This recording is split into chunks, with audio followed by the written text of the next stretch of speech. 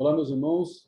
Mais uma vez agora falando com vocês a respeito, dando sequência, né, naquela aula, essa é a segunda aula de bibliologia, dando sequência para vocês aí. Nós vamos entrar no tema de bibliologia sobre inspiração. O que é inspiração aqui na concepção de bibliologia?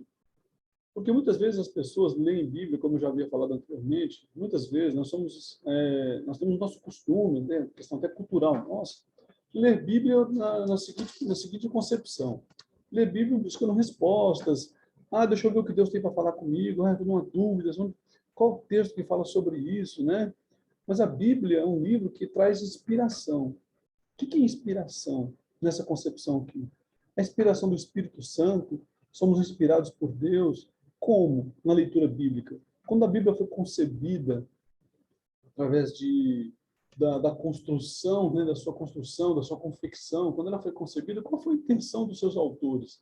E dos autores que escreveu sobre seus textos, e daqueles que constituíram, né, e juntaram esses vários livros num livro só, para entregar para nós de forma assim muito clara e muito edificante. Qual que era a intenção desse povo? Era nos inspirar. Por exemplo, vou dar um exemplo sobre inspiração. Quando você vê alguém fazendo coisas boas, né? Você vê pessoas fazendo coisas boas. O que isso faz? Isso, isso traz de volta para você o quê? Aquele desejo de fazer o bem. Quando você vê só pessoas fazendo coisas ruins, você se inspira também em não ser bom. Então, a Bíblia ela tem essa concepção de inspirar. Inspirar como? Fazer com que nós venhamos absorver. A palavra inspirar, o que é? Respira, inspira, né? Inspira, traz para dentro, traz para você, né? Então, a Bíblia tem esse poder sobre nós no sentido de fé, porque ela traz como Deus operou na vida de homens, né, de reis, de guerreiros, de vários tipos de pessoas. E nós, quando lemos a Bíblia na concepção de profeta, na concepção de livros da lei, na concepção de aconselhamentos, isso nos leva a fazer uma reflexão que nos molda a andar pela fé, nessa mesma concepção. Então, a questão da inspiração bíblica aqui, ela tem esse sentido de levar-nos a edificar-nos, a nos fortalecer, a permanecer firme naquilo que nós vemos no processo de construção da nossa fé. Então, o que é inspiração? O processo da inspiração, as diferentes visões da inspiração. Então, eu trouxe para vocês aqui uma explicação bem simples. Agora, vamos ver o que o estudo fala para nós, né? O que o estudo nos mostra, o que é inspiração.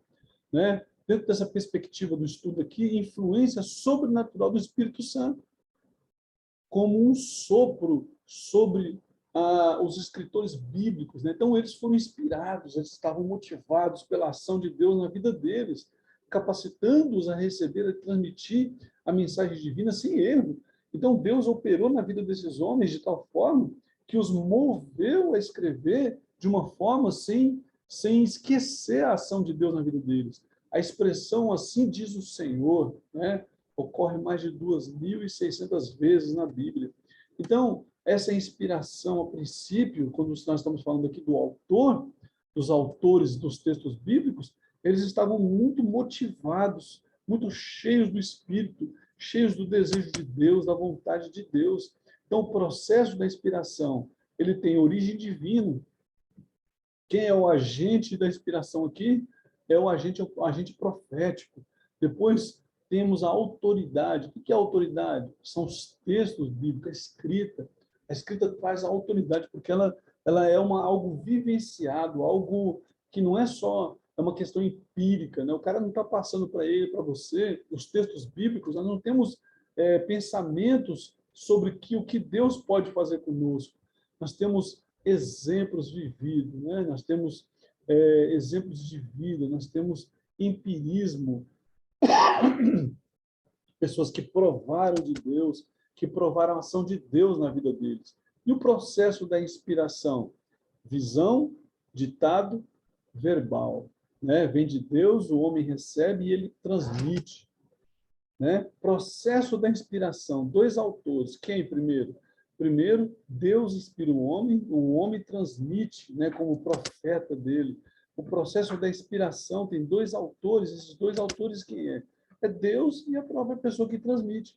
Então, nós temos também falsas teorias da inspiração, né? Por exemplo, muitas pessoas, às vezes, transmitem coisas que não vivem, são do intelecto, né? Daquilo que eles viram outros falar, transmitem coisas que eles não trazem na sua vida diária, mas que eles aprenderam lendo e, às vezes, nunca vivenciaram aquilo.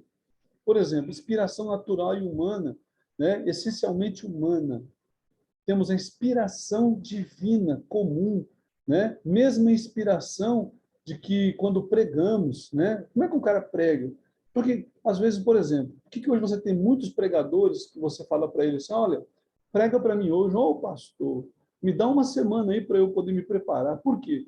Porque ele não tem aquela vivência. Então ele vai fazer o quê? Ele vai fazer uma pesquisa, ele vai fazer uma leitura, ele vai ouvir outras pessoas que falaram, porque ele vai falar sobre um assunto que ele não tem uma experiência. Então ele acaba pregando a nível de intelecto somente. Não tem inspiração. A inspiração move as pessoas. Você entende? Agora, a pessoa que vai pegar aqui vai pregar, e ela vai ter que preparar uma pregação. É lógico que você precisa preparar, você precisa montar, mas preparar em que aspecto? No aspecto de construção e organização. Não no sentido de você, ai, o que esse assunto fala? Aí eu preciso ver, pesquisar ali para ver se eu consigo achar alguém que fala sobre isso. Então, como é que você vai transmitir isso para as pessoas com inspiração se você não sabe? Você entendeu? Então, isso é uma falsa inspiração. Quando o cara sobe no púlpito, então é uma falsa inspiração. Eu não estou dizendo que o pregador não tem que preparar. Lógico que ele tem que preparar uma pregação, mas no sentido de organização textual. Que eu não posso falar de forma aleatória para as pessoas, sem uma organização, porque existe, dentro da oratória, existe comunicação. O que é comunicar? Ah, é falar. Não, comunicar não é só falar. Comunicar é falar e ser compreendido. Então, é nessa concepção que você constrói a sua pregação. Mas não na concepção de você, eu vou pesquisar sobre o que é salvação. Eu preciso pesquisar sobre vida eterna. Ué, cadê sua inspiração? Cadê sua vivência disso? Você não tem vivido como um ser eterno, como um ser que crê na eternidade, como um ser que espera a volta do Senhor Jesus, como alguém que está salvo? Você não vive isso? Então, como você pode inspirar as pessoas se você não vive isso? Então, inspiração natural ela é essencialmente humana. As pessoas procuram fazer coisas e às vezes não conseguem. Nós temos a inspiração divina, a mesma inspiração de quando pregamos. Então, precisamos pregar aquilo que vivemos. Pregar o que se vive não é pregar uma pregação perfeita, mas é, no mínimo, trazer para as pessoas experiências daquilo que você teve com Deus. É o que os apóstolos, é o que você vê no texto bíblico. No texto bíblico não tem nenhum texto bíblico ali escrito de alguma coisa que os profetas, de que os apóstolos, ou de que alguém pensou que era, mas é tudo experiência vivida. Por isso que a Bíblia é um livro inspirado. É um livro de homens que viveram tudo aquilo que está escrito nela. Então, temos a inspiração parcial. Partes da Bíblia são inspiradas e outras não. Por exemplo, quando o cara conta sobre alguma coisa de outra pessoa, sobre um evento pecaminoso, dá uma inspiração, porque ele está trazendo um conto, uma demonstração de alguma coisa. Mas a inspiração é quando ele fala de Deus, quando ele fala da sua experiência, que ele fala como Davi nos Salmos, né? Como Moisés também nos Salmos. Que nem, por exemplo, quando você lê o livro de Eclesiastes, né, que o pregador lá fala, né, vaidade de vaidades, eu vivi isso, vivi aquilo, vivi tudo aquilo que os reis anteriores a mim viveram. O que ele está falando? De experiência. Né? E ele percebeu que a vida sem Deus é futilidade. Aí temos o ditado verbal. Os escritores eram verdadeiras máquinas, né? Eram verdadeiras máquinas. E a inspiração de ideias. Deus inspirou os homens, né, com as suas ideias e não palavras. Você entende? Então, Deus não falou para as pessoas aquilo que ele achava que as pessoas tinham que viver. Era o que as pessoas tinham que praticar. Então, a teoria da inspiração da palavra de Deus sobre o homem, sobre o ser humano, então, tudo isso é muito importante. Entende? Nessa concepção humana, né? Então, olha só, a inspiração... Opa, perdão que eu pulei muito aqui, deixa eu voltar. A inspiração plenária ou verbal. Todas as partes da Bíblia são igualmente inspiradas, como eu acabei de falar para você. A Bíblia não tem textos que falam sobre Deus, experiências que os homens acharam que eram. Os escritores não eram máquinas inconscientes. Houve a cooperação entre eles e o Espírito Santo. Porque se os caras não quisessem participar daquilo na qual eles eram chamados, eles não iam participar. Eles não eram máquinas que Deus fala, vai, e pronto, e aí eles vão e fazem tudo aquilo que deveria ser feito, né? Então, o que nós precisamos entender, né? Nessa inspiração, né? Nós temos lá o próprio Deus, temos os autores e a Bíblia, que é o resultado de tudo isso.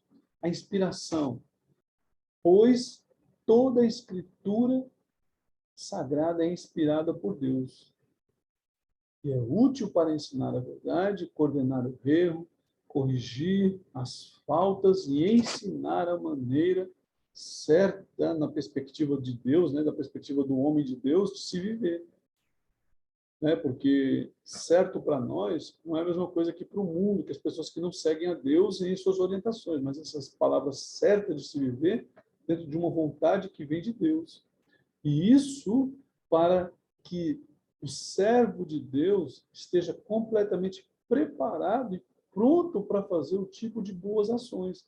Hoje nós vimos uma concepção, como um amigo meu falou para minha esposa, que hoje as pessoas fazem Deus de servo, né? Pedindo isso, pedindo aquilo, e não são mais servas, mas elas estão pedindo a Deus o tempo todo como se Deus fosse seus servos. Então os autores são humanos, mas a origem e a superintendência é de Deus. Inspiração, continuando na questão da inspiração. Deus não ditou sua palavra para os escritores. Eles escreveram através das suas próprias personalidades, né? Então, você vai ver lá que tudo aquilo que foi escrito dentro daquilo que eles vivenciaram. A Bíblia é infalível e inerrante. E a pessoa fala, mas a Bíblia está se contradizendo. A Bíblia não se contradiz. Tá? Isso é verdade digna de toda confiança. A Bíblia ela é infalível, inerrível. Então, a Bíblia não mente, mas registra mentiras que outros proferiram. A Bíblia não conta mentira, mas ela registra mentiras que foram contadas por outros. Nesse caso, tá? A Bíblia mente. Não, a Bíblia não mente. A Bíblia traz... Aí o cara vai falar para você, mas e quando Judá disse para sua nora que daria a herança para ela e não deu? A Bíblia não está mentindo? Não, quem está mentindo, a Bíblia está registrando um fato que ocorreu uma mentira. Então, a Bíblia não mente, a Bíblia registra fatos que ocorreram mentiras. Né? Ela registra o que é o insensato, diz no seu coração, não a Deus. Então, a Bíblia, ela registra o que o insensato diz, mas a Bíblia não tem insensatez. Que nem, por exemplo, tem um insensato que fala assim, vou construir vários silos e agora estou satisfeito, diz na palavra do Senhor, livro de Mateus. Então, não é a Bíblia que está dizendo, a Bíblia está registrando a fala do insensato. Então, a Bíblia não mente, a Bíblia não tem insensatez, como, por exemplo, o tolo diz no seu coração, né, o Salmo escrito lá, não há Deus. A Bíblia não está falando que não há Deus, a Bíblia está registrando o que os insensatos pensam, que não há Deus. A declaração não foi inspirada, mas o registro dela. Então, vocês estão vendo como é que, às vezes, as pessoas querem pegar, às vezes, aqueles meio leigos, né? Aqueles que não têm um pouco de entendimento, né? Que eles acabam caindo nesses enganos. A Bíblia mente. Prova para mim, olha aqui, ó. Fulano mentiu para fulano aqui. Quem está mentindo? Está escrito, não, está escrito na Bíblia. Então, a Bíblia está mentindo. Não, a Bíblia está registrando um evento de mentira. Algumas observações que devem ser importantes, que são importantes que precisamos fazer. Durante a leitura bíblica, é preciso verificar quem está falando. Para quem está falando? Para que tempo está falando? Em que sentido está falando? Né? Que nem, por exemplo, tem textos na Bíblia que vão falar assim, onde plantar a planta dos teus pés te darei por herança. Está falando para você isso? Não. Aí você tem que fazer uma observação. Né? Mas tem que fazer uma observação e fazer essa seguinte observação. Para quem que está falando? Né? Quem é que está falando? Para quem? Em que tempo e em que sentido? Então, você tem que fazer essa pergunta para o texto bíblico. Você não pode achar que tudo que está na Bíblia é diretamente para você. Talvez você pode tirar um exemplo daquilo.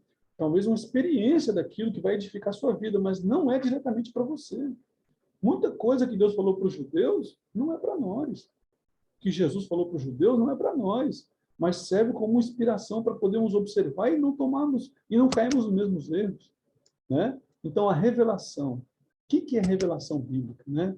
A revelação é a ação de Deus pela qual ela dá a conhecer os registros das coisas desconhecidas e que o homem por si só não poderia jamais fazer. Por exemplo, Deus revelou se ele foi criado? Nunca. Então, para nós, Deus é eterno, não tem começo nem fim. Tem coisas que Deus nunca revelou para nós. E se nós procurarmos buscar a revelação disso, sabe o que vai sair disso aí? Uma heresia. Aquilo que Deus nos revelou é para que nós ponhamos em prática, mas aquilo que Deus não nos revelou, Deus revelou como é que é o céu? Não. Deus revelou como é que é a vida eterna? Ele só fala sobre algumas coisas das maravilhas, mas ele não fala como é viver no céu. A palavra dele não fala como é viver no céu. Então, são coisas que eu não posso pregar para as pessoas. Olha, quando você chegar no céu, vai ser assim, assim. A Bíblia não fala essas coisas. Os autores bíblicos não tratam esses assuntos. Eles trazem alguns exemplos que são, às vezes, alegóricos. São alegorias, só para você refletir um pouco e se alegrar, ter esperança, mas não que vai ser exatamente aquilo que está como escrito. Então, a revelação é a ação de Deus pela qual ele dá a conhecer as coisas, né? Dá a conhecer ao escritor coisas desconhecidas ao homem por si só. Por exemplo, Deus revelou que quem fez o mundo não foi feito da forma que os cientistas falam, dentro da concepção de Deus, foi feito, criado por ele. Revelação. Tudo o que conhecemos sobre o cristianismo foi revelado por Deus. Revelar é publicar, é reportar, descobrir, mostrar. Isso é revelar. Trazer a concepção de entendimento. Revelação, né, inspiração. Nem sempre a inspiração implica em revelação. Por exemplo, Lucas, ele estava inspirado, né? E aí ele fez o quê? Ele foi pesquisar sobre como Jesus agiu naqueles dias. Ele pesquisou muita coisa para escrever, entretanto, o que foi inspirado. Olha só, né? Ele não foi para Lucas, não foi revelado. Não apareceu um anjo e falou: Lucas, eis que te digo que o Senhor mandou, escreva que vai ser assim. Não, Lucas ele foi pesquisar, né? Ele pesquisou e, no entanto, ele estava inspirado. Moisés recebeu revelação. Moisés não pesquisou nada. Estou falando do que diz respeito aos 10 mandamentos, né? Estou querendo dizer que diz respeito à vontade de Deus para libertar Israel. Ele não foi pesquisar sobre isso. Deus revelou a ele que libertaria Israel das garras do Egito, do faraó. E Deus revelou a ele os 10 mandamentos escritos em tábuas de pedra. Tá? Tá ok, pessoal? Então, a questão da natureza, né, dos sonhos, como se revela, como Deus pode trazer revelação. Hoje, né, a questão da natureza, a Bíblia fala no Salmo que Deus se revela na natureza, os céus proclamam a glória de Deus. Então, nós temos algumas revelações através da natureza, sonhos, visões, né, história, escrituras, mas nós temos que nos atentar ao quê? Aquilo que está mais pertinente a nós. Porque às vezes não temos tanta maturidade para entender nossos sonhos.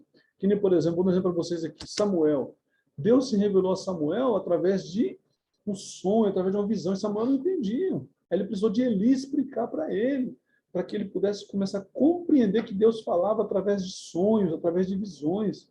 E aí sim ele foi entender a voz de Deus, porque ele não tinha as escrituras ainda da forma que eles iam ter posteriormente, né? Então, nós temos que tomar muito cuidado com algumas revelações que nós temos em sonhos, visões, que nos atentemos mais para as escrituras, para desenvolvermos maturidade, experiência, para que quando Deus falar através de uma leitura de um texto bíblico conosco, talvez ele fale através de sonhos, de visões, você entenda. Não vai achar que tudo que você sonha é Deus falando, tá ok? Também temos também a revelação, assim,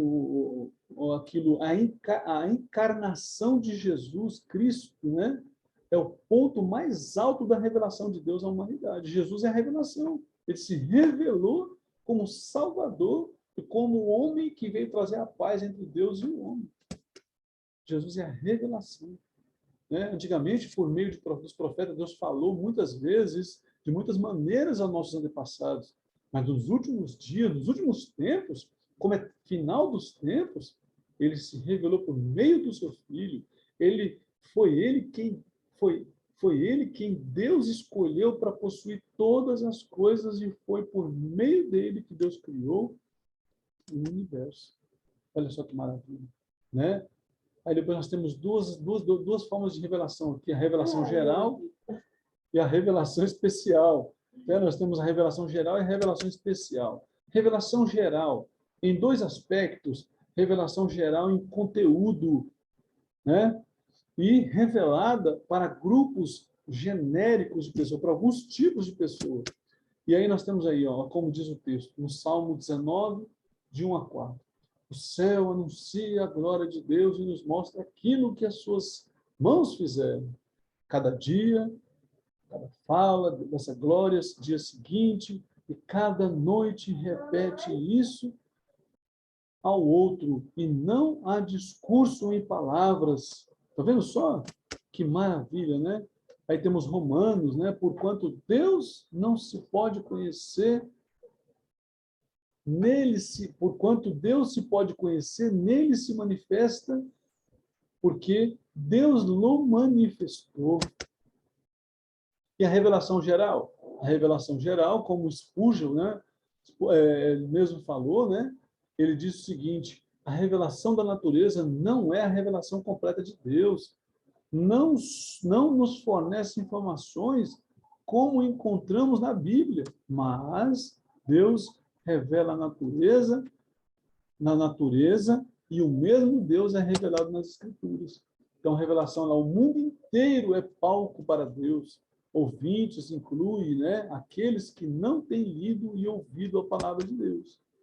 Então, também temos a negação da revelação, né, geral, o ateu, aquele que diz que não crê em Deus, o agnóstico, que declara que não há evidência suficiente para provar que Deus existe. E depois nós temos também a revelação especial, que é a própria Bíblia, né, a própria palavra de Deus. E também temos a revelação, que é o ato pelo qual Deus revela a sua verdade para a raça humana através de dois tipos de revelação: a Escritura, né, e a natureza consciente, a inspiração, o ato pelo qual Deus, né, guia os seus escritores. E a iluminação é o que nós recebemos. Por exemplo, quando eu leio a Bíblia, eu tenho revelação? Não. Quando eu leio a Bíblia, eu sou iluminado pelas Escrituras. Ok? Então, eu sou iluminado. Eu sou iluminado pelas Escrituras. É bem diferente. Então, na próxima aula, vamos falar sobre o cânon e as Escrituras Sagradas. Tá bom, pessoal? Na terceira aula, vamos falar sobre isso. Então, fiquem com Deus. Deus abençoe vocês. E até a próxima aula. Amém.